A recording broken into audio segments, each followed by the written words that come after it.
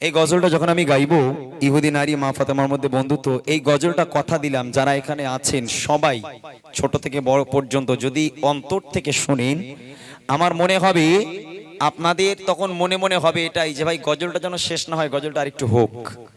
কেননা এত সুন্দর একটা কাহিনী, মা ফাতেমা কেমন নারী ছিল, আমাদের ঘরের ফাতেমারা কেমন নারী, ওই গরিব ফাতেমার মর্যাদা কি, যে ফাতেমার পরনে একটা কাপড়, কি মর্যাদা আল্লাহ পাক দিয়েছিল যে রাজার মেয়ের সঙ্গে বন্ধুত্ব। ঘটনাটা শোনেন, জীবন বদলে যেতে পারে আমার মায়েদের।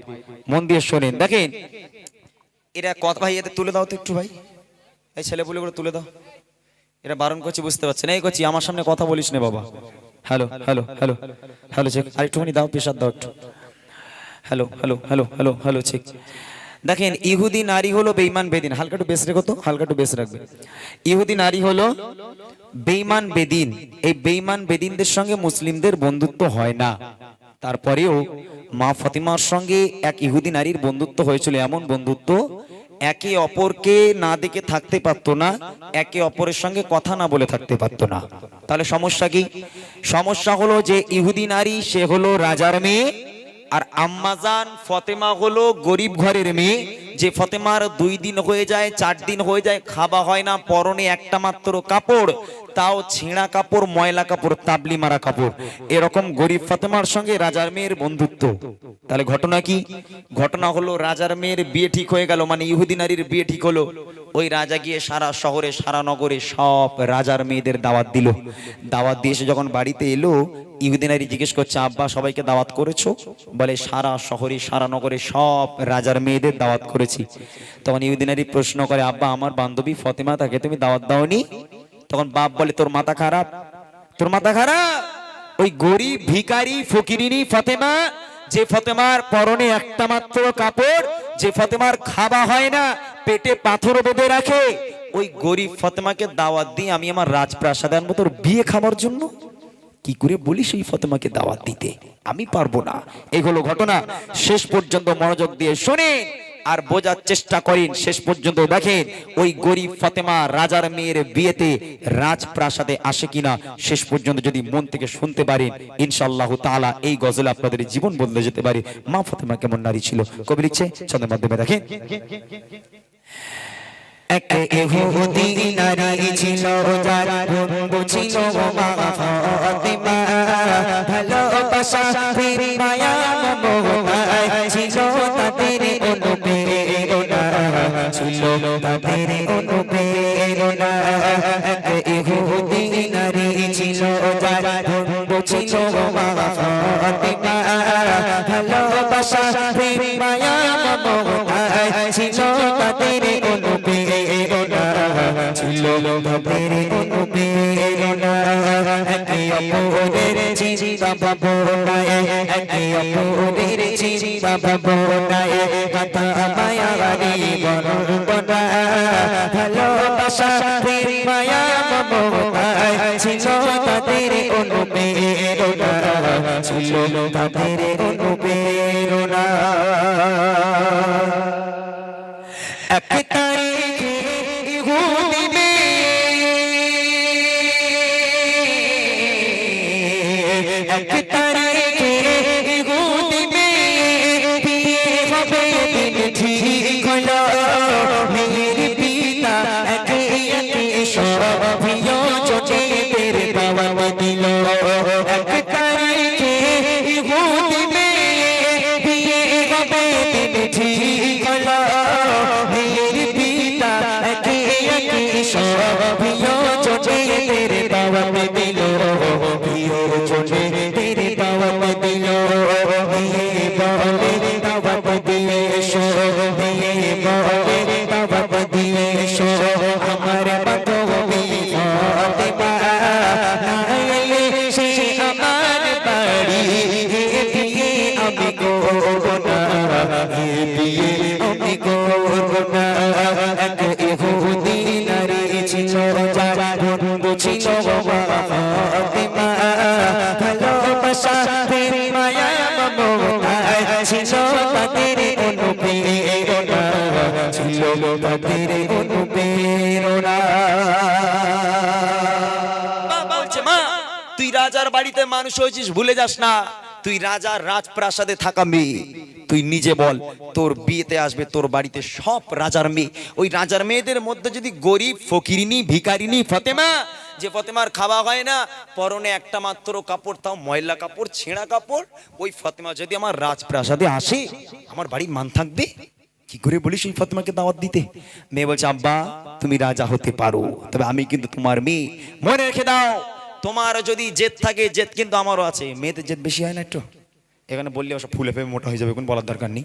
তা মেয়েদের জেদ এমনি একটু বেশি হয়। তো বাপকে বলছে, আব্বা ফাতেমা হচ্ছে আমার বেস্ট ফ্রেন্ড, ফাতেমা হলো আমার সবচেয়ে ভালো বন্ধু, যদি আমার বিয়েতে ফাতেমা না আসে, বিয়ে আমি করবো না, তোমার কি করার আছে তুমি করে নাও। মেয়ের জেদ দেখিয়ে মুখ ঘুরিয়ে ওখান থেকে চলে গেল, যাও বিয়ে করবো না, তুমি রাজা তো, তুমি কি করবে করে নাও, আমি বিয়ে না করলে তোমার কি করার আছে, যদি ফাতেমা আমার বাড়িতে না আসে বিয়ে আমি করবো না। আব্বা রেগে গেল, রেগে গিয়ে মেয়েকে কি বলছে দেখেন,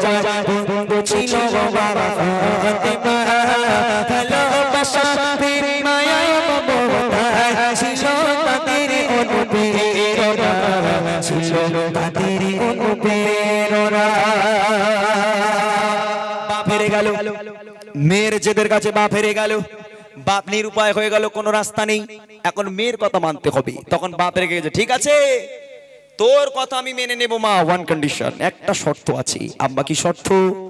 আমার বাড়িতে আসবে সব রাজার মেয়ে, তোর বান্ধবী ওই ফকিরিনী ভিখারিনী ফাতেমাকে বল, আজকের ও যদি রাজার মেয়েদের মতো দামি দামি পোশাক পরে, নূতন পোশাক পরে যদি আমার রাজপ্রাসাদে আসতে পারে তাহলে এন্ট্রি আছে। আর যদি গরিব ফাতেমা ফকিরের হালাতে, গরিবের হালাতে যদি আমার রাজপ্রাসাদে এসেছে, আমি কিন্তু অপমান করে দাঁড়িয়ে দেবো। বল তোর ফাতেমাকে। তখন ফোন টোন ছিল না, একটু আস্তে, তখন ফোন টোন ছিল না, ইহুদি নারী চিঠি লিখলো, চিঠি লিখে ফাতেমার কাছে পাঠিয়ে দিল, বুবু এই ব্যাপার, আগামীকাল আমার বিয়ে, আমার আব্বা কোনো মতে রাজি হয় না তোমাকে দাওয়াত দেওয়ার জন্য, অনেক কষ্ট করে রাজি করিয়েছি বুবু, আগামীকাল আমার বিয়ে, তুমি আমার বিয়েতে এসো, একটা নতুন পোশাক পরে এসো বুবু, তুমি যদি আমার বিয়েতে না আসো বিয়ে কিন্তু আমি করবো না। আম্মাজান ফাতেমা চিঠিটা পড়লো, পড়ার পর হাসতে হাসতে দাওয়াত কবুল করে নিল, রিপ্লাই করে দিল, উত্তর দিয়ে দিল, ঠিক আছে বুবু, আল্লাহ পাক যদি আমাকে বাঁচিয়ে রাখে, আগামীকাল ফাতেমা তোমার বিয়েতে যাবে ইনশাআল্লাহ। এখান থেকে ভাবনা চিন্তা শুরু। যে ফাতেমার খাওয়া হয় না, যে ফাতেমা পেটে পাথর বেঁধে রাখে, 4 দিন হয়ে গেল পানি ছাড়া মুখে কিছু যায় না, ওই ফাতেমা ওয়াদা করে দিল আল্লাহ পাক যদি বাঁচিয়ে রাখে, আগামীকাল ফাতেমা তোমার বিয়েতে যাবে, আবার নতুন জামা পরে যাবে। আর ফাতেমার কথা কি মিথ্যে হবে? নবীর মেয়ে ফাতেমা, ওয়াদা খেলাফ হবে না। এখান থেকে শুরু হচ্ছে এবার ফাতেমার আজকের মর্যাদা কি। ফাতেমা বলে দিল, ঠিক আছে বুবু, আগামীকাল তোমার বিয়েতে যাব। এইবার দেখেন কি হচ্ছে, অনেক কপালের পর পিতাকে রাজি করে দিল ইহুদি মেয়ে, পিতা বলে বেশ তবে যেন সে আসে দামি পোশাক গায়ে দিলে। অনেক কপালের পর পিতাকে রাজি করে দিল ইহুদি মেয়ে, পিতা বলে বেশ তবে যেন সে আসে দামি পোশাক গায়ে দিয়ে, আসে দামি পোশাক গায়ে দিয়ে। গরিব বলে আজ যে ফাতেমা, গরিব বলে আজ যে ফাতেমা হইব কতলার সোনা সকল নারীদের হবে সরদার তাকে তো তোমরা চিনলে না তাকে তো তোমরা চিনলে না এক ইহুদি নারী ছিল ছিল ফাতেমা ভালোবাসা প্রেম মায়া মমতা ছিল তাদের অনুপ্রেরণা ছিল তাদের অনুপ্রেরণা কবুল হয়ে গেল। ফাতেমা দাওয়াত কবুল করেছে। এইবারে ফাতেমা নামাজের পার্টি ফেলেছে। এখান থেকে একটু কথা কম বললে ভালো হয়, কানে আসছে। ফাতেমা নামাজের পার্টি ফেলেছে। নামাজের পার্টি ফেলে 2 রাকাত নামাজ পড়েছে। নামাজ পড়ে ওই যে ফাতেমা সিজদায় চলে গেল। ফাতেমা সিজদা থেকে আর মাথা তোলে না। সন্ধ্যা হয়ে যায়, রাত হয়ে যায়, তাহাজ্জুদের সময় হয়ে যায়। আম্মাজান ফাতেমা সিজদায় পড়ে হাউ হাউ করে কাঁদছে। এত কান্না কেড়েছে ফাতেমা, আজকের তার চোখের পানিতে জায়নামাজটা পুরো ভিজে গেল। আম্মাজানের গায়ে যে পোশাক ছিল পোশাকটা পুরো ভিজে গেল। আমার আল্লাহ সহ্য করতে না পেরে জিবরিলকে ডাক দেয়, জিবরিল তাড়াতাড়ি করে জান্নাতে যাও, জান্নাতে গিয়ে একটা জান্নাতি বড় প্যাকেজ তৈরি করো। ওই প্যাকেজটা নিয়ে ফাওরান চলে যাও দুনিয়ার বুকে আমার নবীর কাছে। আমার নবীর মেয়ে ফাতেমা কাঁদছে, আমি আল্লাহ সহ্য করতে পারবো না। জিবরিল জান্নাতে গেল, জান্নাতে একটা প্যাকেজ তৈরি করা হলো। ওই প্যাকেজটা জান্নাত থেকে নিয়ে ফাওরান জিবরিল আমিন চলে এলো দুনিয়ার বুকে নবীর কাছে। ইয়া রাসূলুল্লাহ, ইয়া হাবিবাল্লাহ, আল্লাহ পাক জান্নাত থেকে আপনার মেয়ে ফাতেমাকে উপহার দিয়েছে, আপনি দিয়ে আসুন। আমার নবী সবই বুঝে গেল, কিছু বাকি রইল না। ওই রাতের বেলা নবী ওই প্যাকেজটাকে ধরে নিয়ে ফাতেমার বাড়ি এসে হাজির। ফাতেমা দরজা খোলো, আব্বা এসেছি। দরজা খুলে গেল। দরজা খুলে দেখছে আম্মাজান ফাতেমা সিজদায় পড়ে হাউ হাউ করে কাঁদছে। আমার নবী এই কন্ডিশন থেকে কোনো কথা বললো না, শুধু ডাক দিল ফাতেমা। আম্মাজান ফাতেমা এলো, আল্লাহ রাসূলের প্যাকেজটাকে নিয়ে ফাতেমার হাতে দিল। ফাতেমা এই প্যাকেজটা তোমার কাছে দিচ্ছি, তুমি তোমার ঘরে রাখো, আমি আব্বা কাল আসবো, কাল কথা হবে। এতটুকু, জাস্ট এতটুকু কথা বলে আমার নবী চলে গেল। আম্মাজান ফাতেমা প্যাকেজটাকে ঘরের একটা কোনায় রেখে দিয়ে আবার দরজা বন্ধ করে পুনরায় আবার সিজদায় গিয়ে হাউ হাউ করে কান্না শুরু করেছে। এইবারে দেখেন কি হচ্ছে। খোদার মহিমা কেউ তো বোঝে না,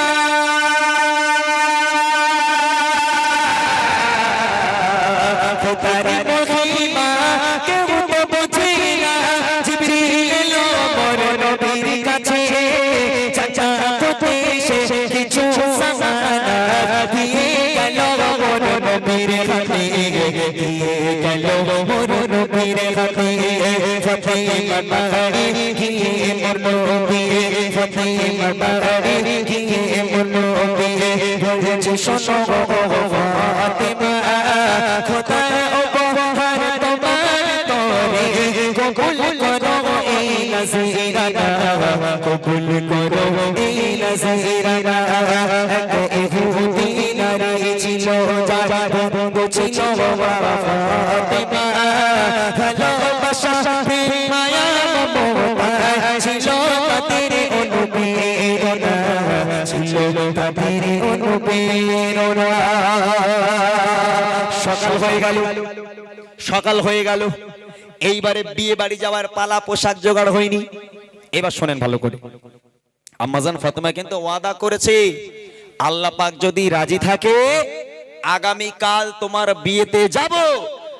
সকাল হয়ে গেল, এক্ষুনি বিয়ে বাড়ি যেতে হবে। ভাই চাটা একটু পরে দিও ভাই, এই গজলের সময় এত এরকম করলে হবে না। চা পরে ভাই, গজলের সময় এরকম করলে হবে না ভাই, প্লিজ। আমি অসুস্থ অবস্থায় গজল গাইছি না, কথা বলে কথাটা কানে আসছে, প্লিজ ভাই অনুরোধ জানাচ্ছি। আম্মাজান ফাতেমা সিজদায় পড়ে আবার কাঁদছিল। এমত অবস্থায় বাইরে তাকিয়ে দেখে সূর্যোদয় হওয়ার সময় হয়ে গেছে, সকাল হয়ে গেছে। আম্মাজান ফাতেমা তাড়াতাড়ি করে ফজরের নামাজকে আদায় করে আবার সিজদায় গিয়ে এবার জোরে জোরে কান্না শুরু করেছে। হাউ হাউ করে, আল্লাহ আমি তো ওয়াদা করেছি, আল্লাহ আমি তো কথা দিয়েছি আমি বিয়ে বাড়ি যাব, এখনো নতুন পোশাক জোগাড় হয়নি, কি করে যাবো আল্লাহ। এমত অবস্থায় আমার নবী মসজিদুন নবী শরীফ থেকে ফজরের নামাজকে আদায় করে আবার ফাতেমার বাড়ি এসে হাজির। ফাতেমা দরজা খোলো। দরজা খুলে গেল। আম্মাজান ফাতেমা সামনে দাঁড়িয়ে আছে, ছলো ছলো নয়ন নিয়ে করুণ দৃষ্টিতে আব্বার দিকে তাকিয়ে আছে। আমার নবী বুঝতে পারলো, কোনো কথা বললো না, শুধু বললো, ফাতেমা কাল রাত্রে যে প্যাকেজটা তোমাকে দিয়েছিলাম তুমি কি খুলে দেখেছো? আম্মাজান ফাতেমা বলছে, আব্বা আপনি তো খুলতে বলেননি, আপনি বলেছেন ফাতেমা রেখে দাও, আমি রেখে দিয়েছি। কি ফাতেমা বলেন, আমার ঘরে মেয়েরা পারবে? আল্লাহ রাসূল বলছে, ফাতেমা খুলেছো? বলে আব্বা খুলতে তো আপনি বলেননি আমাকে, আপনি বলছেন ফাতেমা রেখে দাও, আমি রেখে দিয়েছি। আর আমার ঘরের মেয়েদের বাবা, বাপ যদি একটা জিনিস দেয়, খোকি তোর ঘরে রাখ দিন একটুখানি, কালকে সকালবেলা লোবো। ও আল্লাহ, বাপ চলে যেতে যা দেরি, ওরে রাখবে কি ছিট কিনা তোর ছিঁড়ে করে দেখ ওর মধ্যে কি আছে, ভালো জিনিস হলে গপাট করলে একদম আলমারিতে ভরে দেবে, তাই না? এই হলো আমার ঘরের মেয়ে। আল্লাহ রাসূল বলছে ফাতেমা নিয়ে এসো। প্যাকেজটাকে নিয়ে আসা হলো, আল্লাহ রাসূল এবার অর্ডার দিল ফাতেমা খোলো। প্যাকেজটাকে ছেঁড়া হলো, ওই জান্নাতি প্যাকেজ যখন ফাতেমা নিজে হাতে করে ছিঁড়েছে, ছেঁড়ার পর দেখছে আল্লাহ পাক আল্লাহ তাআলা জান্নাত থেকে আম্মাজান ফাতেমার জন্য পৃথিবীর বুকে সবচেয়ে দামি একটা পোশাক আর পৃথিবীর বুকের সবচেয়ে দামি একটা খুশবু আল্লাহ পাক জান্নাত থেকে আম্মাজান ফাতেমাকে উপহার দিয়েছে। জোরে বলুন না সুবহানাল্লাহ। সারাটা রাত কেঁদেছে ফাতেমা। আল্লাহ ওই রাত্রের বেলা ফাতেমার ঘরে কিন্তু পোশাক পাঠিয়ে দিয়েছে। এইবারে ফাতেমা খুশিতে বাগেবাগ, মুচকি হাসি দিয়ে তাড়াতাড়ি গোসল করে ফ্রেশ হয়ে জান্নাতি পোশাক পরেছে। খুশবুটা যখন লাগিয়েছে, আব্বাকে বলছে আব্বা আমি আর বিলম্ব করব না, আর দেরি করব না, আপনি আমাকে বিদায় দেন, আমি আমার বান্ধবীর বিয়েতে যাব। আল্লাহ রাসূল বলছে ফাতেমা যাচ্ছ যাও, দুটো কথা খেয়াল রাখবে, কোন পর পুরুষ যেন তোমার চেহারা দেখতে না পায়। যে সমস্ত নারীরা পর পুরুষের সঙ্গে ওঠা বসা চলাফেরা কথাবার্তা, ওই সমস্ত নারীরাও যেন তোমার আশেপাশে না আসতে পারে। যাও চলে যাও। আব্বার কাছে থেকে বিদায় নিয়ে গুটি গুটি পায়ে ফাতেমা চলেছে কোথায়? রাজপ্রাসাদের দিকে। গন্তব্যে পৌঁছে গেল, রাজপ্রাসাদে পৌঁছে গেল। মা ফাতেমা রাজপ্রাসাদের মেন গেটে যখন পাটা রেখেছে, রাখার সাথে সাথে দেখছে লাইন দিয়ে সারি সারি বসে আছে সব রাজার মেয়ে, একটা সাধারণ মেয়ে সেখানে নেই, সব রাজার মেয়ে বসে আছে। আম্মাজান ফাতেমা সেখানে পৌঁছে গেল, একেবারে পা রাখার সাথে সাথে রাজার মেয়েদের অবস্থা কি হচ্ছে দেখে। যখন ফাতেমা আসিল সে বাড়ি, যখন ফাতেমা আসিল সে বাড়ি, চোখে ওঠে যত রাজা বাদশা, একই অপর পোশাক ফাতেমা হারিয়ে যায় সব মুখের ভাষা।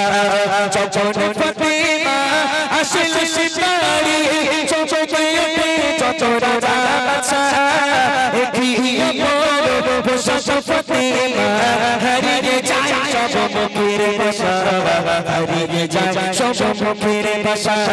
সুবাসে ভরে বড় দূর বহু, সুবাসে ভরে বড় দূর বহু, বেশের গন্ধে দিবানা, কোথায় রাজা আর কোথায় বাদশাহ, করে ফাতেমাকে বেঈমানা, করে ফাতেমাকে বেঈমানা। এক ইহুদি নারী ছিল যার বন্ধু ছিল বাবা ফাতেমা, ভালোবাসা প্রেম মায়া মমতা ছিল তাদের অনুপ্রেরণা, ছিল তাদের অনুপ্রেরণা। ফাতেমা যেই রাজার বাড়িতে পা রেখেছে, রাখার সাথে সাথে রাজার মেয়েগুলো সব দাঁড়িয়ে গেল, চোখগুলো এরকম বড় বড় হয়ে গেছে, একেবারে মানে অবাক দৃষ্টিতে তাকিয়েছে ফাতেমার দিকে। কি অবস্থা! যে ফাতেমাকে আমরা ভিখারি বলতাম, যে ফাতেমাকে ফকির বলতাম, গরিব বলতাম, ওই ফাতেমা যেমন একটা পোশাক পরে রাজার মেয়ের বিয়েতে গিয়েছে, রাজার মেয়েদের হুঁশ উড়ে গেল। ইহুদি নারী এলো, মানে বান্ধবী এলো, ফাতেমার হাতটা ধরে সোজা চলে যাচ্ছে কোথায়? রাজার মেয়ের বিয়ে, মানে বিশাল বড় বিয়ে, বড় প্যান্ডেল করা হয়েছে, বড় স্টেজ করা হয়েছে। স্টেজের উপর যেখানে কোণে বসবে, কোণের পাশে সিংহাসন দিয়ে ওই বান্ধবী আম্মাজান ফাতেমাকে সিংহাসনের উপর বসিয়ে দিল। এখান থেকে শিক্ষা দেখেন, যে সমস্ত রাজার মেয়েরা ফাতেমাকে গরিব বলে, ভিখারি বলে, ফকির বলে, ওই সমস্ত রাজার মেয়েরা নিচে, আর আমার আল্লাহ গরিব ফাতেমাকে সবার উপরে সিংহাসনে বসিয়ে দিয়েছে। জোরে হবে না? জোরে হবে না সুবহানাল্লাহ? একটা রাজার মেয়ে ফাতেমার গায়ে টাচ করে বসেছিল, কিছুক্ষণ পরে দেখছে ওই মেয়ের গা থেকে এত সুন্দর একটা খুশবু বার হচ্ছে, পুরো বিয়ে বাড়িটা মাতোয়ারা হয়ে যায়। এখনো রাজার মেয়ে থাকতে না পেরে ফাতেমাকে বলে, বুবু একটা কথা বলবো? বলে বলো। বলে আচ্ছা বুবু, তুমি যে খুশবুটা লাগিয়েছো আর তুমি যে পোশাকটা পরেছো, একটাবার বলো না কোন বাজার থেকে কিনেছো? বলে কেন? বলে না, আমার বাপ রাজা, আজও পর্যন্ত আমার বাপের ক্ষমতা হলো না এত দামি পোশাক আর এত সুন্দর পোশাক কিনে দেওয়ার জন্য, আর তুমি গরিব হয়ে একটাবার বাজারের ঠিকানাটা বলো। এখন ফাতেমা কি বলবে? খোলা পোতা বা বসিরহাটে চলে গেলে পেয়ে যাবে মনে হয়। কি বলো? হ্যাঁ ভাই কি বলো? বসিরহাটে পাওয়া যাবে? এ বলে হ্যাঁ। কি সব মনে সে কাণ্ড বলে তিনি। ওরে ভাই, ওরা তো জান্নাতি পোশাক বসিরহাটে কোথায় পাবি রে ভাই? তো আম্মাজান ফাতেমা মুচকি মুচকি হাসছে আর মনে মনে করছে সুযোগ পেয়েছি তোদের সব কটাকে আজ কলমা পড়াবো। বুদ্ধিমতী ফাতেমা সঙ্গে সঙ্গে ব্রেন খাটিয়ে বুদ্ধি খাটিয়ে কত সুন্দর করে বাজারে যাবার ঠিকানা, কোন রাস্তা দিয়ে বাজারে যেতে হবে, দোকানের মালিককে, দোকানটা কোথায়, দোকানের সেলসম্যানকে আম্মাজান ফাতেমা ইহুদি নারীদের কত সুন্দর করে বুদ্ধি করে বুঝিয়ে দিচ্ছে। দেখে দোকানের মালিক আল্লাহ তাআলা, দোকানের মালিক আল্লাহ তাআলা, পৌঁছারে তার জিবরিল আমিন, সেই দোকানে যাবার সুখবর ইহদিনাস সিরাতাল মুস্তাকিম। জোরে হবে সুবহানাল্লাহ, জোরে হবে না সুবহানাল্লাহ। আম্মাজান ফাতেমা শুধু রাজার মেয়েদের জন্য নয়, আজকের পশ্চিম নাটুরিয়ার মেয়েদের জন্য একই বার্তা দিল। মা, আজকের তোমরাও যদি ফাতেমার মতন ওই পোশাকটা পেতে চাও, ফাতেমা বার্তা দিয়ে দিল, শুনে নাও, বলে দিল ইহদিনাস সিরাতাল মুস্তাকিমের পথ ধরো, দোকান পেয়ে যাবে। দোকানটা হলো জান্নাত, জান্নাত, জান্নাতে চলে যাও, দোকান পেয়ে যাবে। ওই বাজারটা হলো জান্নাত, ওই জান্নাতে চলে যাও, দোকান পেয়ে যাবে। যে দোকানের মালিক হলো আমার আল্লাহ, আর আল্লাহকে পেয়ে যাও, পৃথিবীর বুকে সব দামি জিনিস তুমি অ্যাভেলেবেল পেয়ে যাবে। আর একবার জোরে হবে সুবহানাল্লাহ। এই কথা শোনার সাথে সাথে এক এক ইহুদি নারী, এক এক রাজার মেয়ে ফাতেমার হাতে হাত দিয়ে বায়াত হয়ে কলমা পড়ে মুসলমান হয়ে গেছিল। এটাই ছিল আম্মাজান ফাতেমার মর্যাদা। শেষ কথা কবি লিখে দোকানের মালিক আল্লাহ তাআলা, পৌঁছারে তার জিবরিল আমিন, সেই দোকানে যাবার সুখবর ইহদিনাস সিরাতাল মুস্তাকিম, ইহদিনাস সিরাতাল মুস্তাকিম।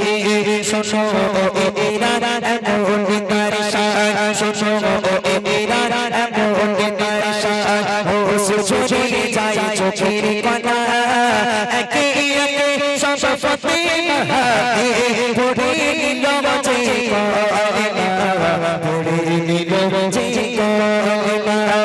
এক ইহুদি নারী ছিল, বন্ধু ছিল ফাতেমা, ভালোবাসা মায়া মমতা ছিল তাদের অনুপ্রেরণা, ছিল তাদের অনুপ্রেরণা, ছিল তাদের অনুপ্রেরণা, ছিল তাদের অনুপ্রেরণা।